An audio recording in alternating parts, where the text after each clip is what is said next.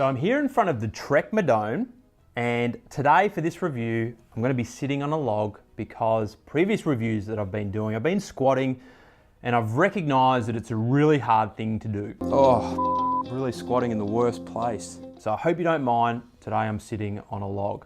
Now this is the Trek 9.2, and with this Trek comes Shimano Ultegra 11 speed and Bont Ranger Aura 5 tubeless ready wheels. But for the purpose of this review, as per usual, I'm going to focus on what makes bikes or bike brands unique, and that is the frame itself. Now this 9.2 is a stock model from 2017, but the frame itself is no different in 2018. Now Trek called this bike, give me a second, their ultimate fusion of power, aerodynamics, ride quality and integration. Now, do these words actually speak true? Well, today I'm going to blend 10 core bike features into 2 riding qualities. But before I do that, I want to tell you what's going through my head when I think about the brand Trek. Because you see, for me, it was 2009 where I fell deeply into road cycling thanks to a man by the name of Lance Armstrong. You see, I was watching all his DVDs and I was reading his book, It's Not About the Bike, and I got super inspired and motivated and fell in love with the sport. Now, I know a lot's happened in the last couple of years with him coming out and admitting that he took performance-enhancing drugs, and there's been documentaries and big books written about him, Circle of Lies, I've read it from cover to cover, and there's a lot of information out there that paints Lance in a bad light. And I think as the dust is settling, we're also seeing some good qualities in Lance. But irrespective of all that, there's no doubt when he was riding in the pro peloton at the Tour de France, he was the badass gangster of cycling. And we're all fascinated, well maybe not all of us, but I certainly am fascinated with the gangster and their weapon of choice, the Tommy gun.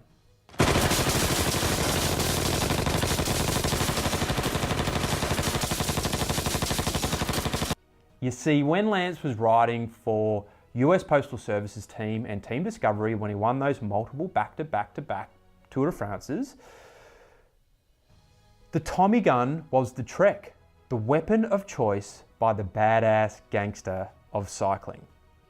So when I picked up this Trek Madone from a Trek dealer here in Melbourne called O'Mara Cycles, I put this machine into my car and I had this feeling of excitement. I've got a Tommy gun in my car. Woo! Now I mentioned 10 key features that I'm going to walk you through. I'm going to blend them into 2 core riding qualities or experiences. And the reason why I wanted to do this is because essentially I used to ride the aerodynamic race bike from another brand a number of years ago. And I had this bike for about 6 to 12 months before I gave it up. And there were 2 big questions that I had about this bike based off my previous experience with this other aerodynamic race bike. And they were its ability to handle crosswinds and its ability or capability or capacity to be comfortable. Because this previous aerodynamic race bike that I had, you'd get blown around the road like a rag doll in a crosswind, and it was seriously uncomfortable. Like I'd have that song in my head, it's a rhinestone cowboy, yeehaw, and I'd be riding that thing and I'd be bouncing up and down and I'd be super fatigued at the end of the ride. So before taking this out for a ride, these were the things going through my head. Now before we go deep on these 2 aspects, I want to talk about something that's become a bit of an acid test for me, which is just the roll down my driveway before I even get going. You see, what it enables me to do is feel the bike unassisted, how it rolls, how it manages a slight bump, and then how it turns without being up at super speed. Now straight away I felt the bike's ability to go super fast, no surprises there. But then that slight bump, I didn't really feel much penetration come from the rear of the bike, which was surprising. And the turn, which with these bikes I feel when they're not up to speed, you can kind of feel like it's a bit of an army tank. The turn felt really nice and clean. So already we were getting on really well. Now, the morning I took it out on a blustery Melbourne morning. There was wind ripping off the bay and I was riding a little bit solo, and I was also doing one of the most renowned bunch rides here in Melbourne on a Tuesday morning. It's a fast bunch ride, it's called North Road Ride. So it really provided a platform and an environment to test the aerodynamic and wind handling capabilities of the Trek Madone. So with the bunch, I actually found myself up the front rolling turns with relative ease. And the Madone not only rolling true with side wind penetration, but when the roads turn inward, on the occasion, a crosswind turn tail would give me that feeling like I'd had a 30% booster put behind the bike. Now Trek actually say that the Madone, when compared to other aerodynamic bikes, saves you 19 watts at 40 kilometers per hour. Now, whether that is statistically true or not, I don't exactly know, but I certainly felt like I was getting some significant assistance in this bunch ride. The technicalities behind this are Trek's fully integrated system with invisible cable routing, aerodynamic handlebars, integrated brakes, which is why they have these vector wings right here, the aero seat post, and ultimately what Trek call their KVF, carbon tubing shape in the frame and fork. Now KVF stands for Camtail Virtual Foil, and it's an unconventional aerodynamic shape that employs something called airfoils. Now if you want to go deep on airfoils, I've written a full review on this bike which I've linked to below this video.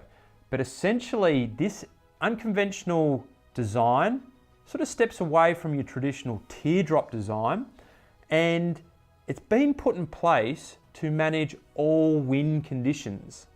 So some reports that I actually read online, which kind of feel like they're true when I took this bike out for a ride, suggest that there are other more aerodynamic race bikes than the Trek Madone on certain wind angles, but when you consider all wind angles like crosswind, tailwind, headwind, cross side, cross head, all that kind of stuff, this is the most aerodynamic race bike on the market. Now, while we're on the topic of aerodynamics, I want to give a big shout out to the test mannequin doll at Trek HQ. His name is Manny, for basically being part of the process of enabling Trek to make these bikes super aerodynamic for our own riding enjoyment. Thanks, Manny. Now, the second major question was comfort.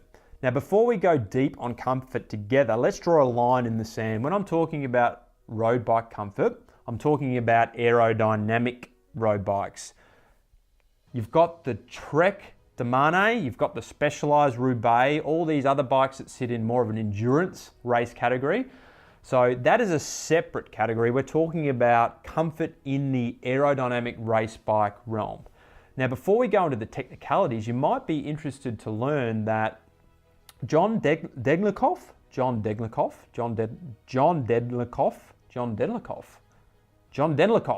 I hope I've said that name correct. He rides for the Trek racing team, and he has actually utilized this bike on some pretty hardcore races like the Tour of Flanders. And if you don't know Johnny, he's actually one of the elite riders for the Trek racing team. So John is the winner of the Milan-San Remo and Paris-Roubaix, and recently rode his custom Madone at the cobble-inflicted Tour of Flanders. Some of his teammates joined him as well. Now, while that's compelling, let's go into the technical details that sit behind this. Now, Trek have created a feature, and I'm not overly sure about this name, but this is what they've called it. It sits right here. It's called the Isopeed decoupler. And this technology has been built in a partnership with Trek engineers and one of my favorite riders of all time. He's an absolute weapon of a cyclist, or he was a weapon of a cyclist. I'm sure he probably still is, Fabian Cancellara. Now, essentially what this mechanism does is that it allows the seat tube to flex with the forces of the road. So almost like a suspension system.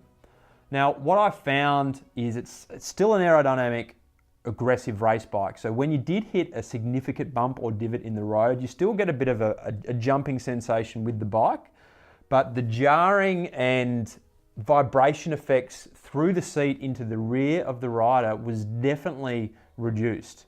Okay, and ultimately what this does is it reduces the level of fatigue that goes into the body. So what I found with this previous aerodynamic race bike that I once owned was it was fine going on a fast bunch ride and racing in a crit, but then if I wanted to go ride it out in the country and do 100 kilometers or 150 or 100 miles or whatever it may be, I would feel absolutely fatigued at the end of that ride. And it just became an impractical bike to have because I like to do fast bunch rides, I like to race crits, but I also like to go on long cruises with friends. And with this Trek Madone and this capability right here, you can do that. Now we've talked in depth about comfort and wind handling capability. So are there any considerations when it comes to this bike? And after doing my research, I had one that was really rising to the surface. And I called Jay O'Mara, who's the owner of O'Mara Cycles, the big Trek dealer here in Melbourne, to validate this consideration I had in my head. And essentially what it is this is an exceptionally technical bike. Now, to give you a couple of examples of this from Jay is one, it takes his mechanics up to half a day to put one of these machines together because of the technical aspects, right? The handlebars, the integrated brakes, the vector wings, the internal cable routing, etc. And additionally, from a customer perspective, he's had customers in the past that want to change or alter the brakes because they might have gone slightly out and they've turned the braking system into a dog's breakfast because they don't understand how the technicalities of the bike work. Now, while you've got your local mechanic to help you out with the technicalities of a bike, and that's fine, if you're trying to have a crack at stuff yourself, just keep in mind that you're going to probably have a little bit more to learn when it comes to managing this bike. And additionally, if you like to travel with bikes, this machine right here isn't going to be your best travel companion. Now, on the topic of considerations, something else to keep in mind is the handlebar system. Now, you can get stock Treks in 2018 that don't have this aerodynamic handlebar, but if you do go down this route, keep in mind that there are the bits and pieces you typically put on your handlebar, your bike computer, your light, maybe a GoPro. The stock or standard wraparounds aren't going to work too well on that type of aerodynamic handlebar, and Trek have got their own accessories which align best to that type of handlebar design, which basically means that if you buy this machine, or if you want to buy this machine, you're probably going to be up for a few additional bits and pieces to make it all look sleek and integrated. So in conclusion, if you live in a relatively flat part of the world and you like to go super fast and you don't mind managing a technical machine, then this bike should be at the very top of your contemplation list because it's an aerodynamic race bike that goes super fast. We all know that. That's obvious. You just have to look at the thing. But it's also surprisingly comfortable, and its ability to manage all wind conditions is quite exceptional.